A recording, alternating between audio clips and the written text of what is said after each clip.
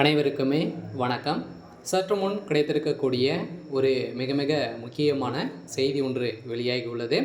சற்று முன் பாலியல் வழக்கில் ஞானசேகர் அந்தர்பல்டி உதயநிதி தான் அந்த சார். இது மாதிரி பார்த்தீங்கன்னா செய்திகள் வெளியாக இருக்குது.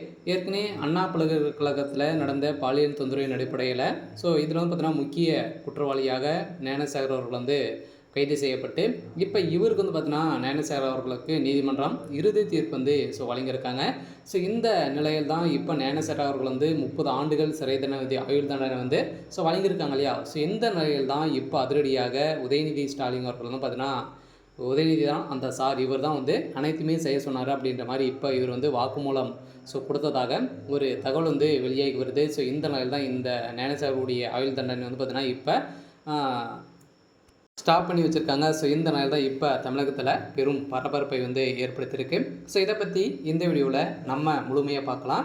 அதுக்கு முன்னாடி நம்ம சேனலுக்கு இப்போ தான் நீங்கள் முதல் முறையாக வந்திருக்கீங்க அப்படின்னா மறக்காமல் நம்மளுடைய சேனலை சப்ஸ்கிரைப் பண்ணி சப்போர்ட் பண்ணுங்கள். வாங்க வீடியோக்குள்ளே போகலாம். பார்த்தீங்கன்னா ஏற்கனவே அண்ணா பல்கலைக்கழகத்தில் நடந்த பாலியல் தொந்தரவின் அடிப்படையில் மாணவிகள் அனைவருமே கொடுத்த வாக்குமூலத்தின் அடிப்படையில் ஞானசேகர் அவர்கள் தான் குற்றவாளி என நிறுவனமாயிரு அவர் கைது செய்யப்பட்டார். இப்போ இவருக்கு நீதிமன்றம் இப்போ பார்த்தீங்கன்னா அவருடைய வழக்கில் நீதிமன்றம் இறுதி தீர்ப்பு வழங்கியிருக்காங்க இல்லையா. இவருக்கு ஆயுள் தண்டனை விதித்துட்டாங்க.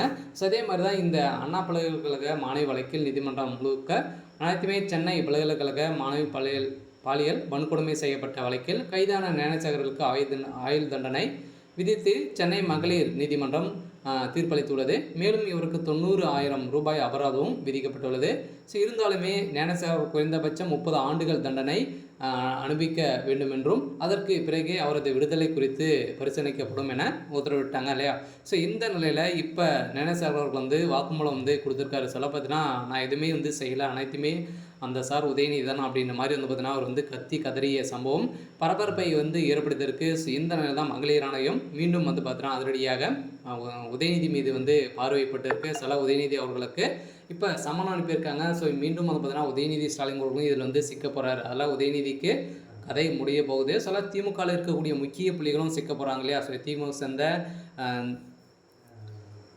அமைச்சர் சுப்பிரமணியன் அவர்கள் தான் முக்கிய புள்ளியாக இருந்திருக்காரு. இருந்தாலுமே இவர் பார்த்தீங்கன்னா இதை தொடர்ந்து உதயநிதி தான் இதில் முக்கிய புள்ளியாக இப்போ சிக்கியிருக்காரு. இதனால் இவர் கொடுத்த வாக்குமூலத்தின் அடிப்படையில் தான் இப்போ தகுந்த ஆதாரம் சிக்கியிருக்கு. இந்த வழக்கில் ஞானசேகர் குற்றவாளி என கடந்த மே மாதமே 28ஆம் தேதி பார்த்தீங்கன்னா சென்னை மகளிர் ஆணையம் தீர்ப்பளித்தது.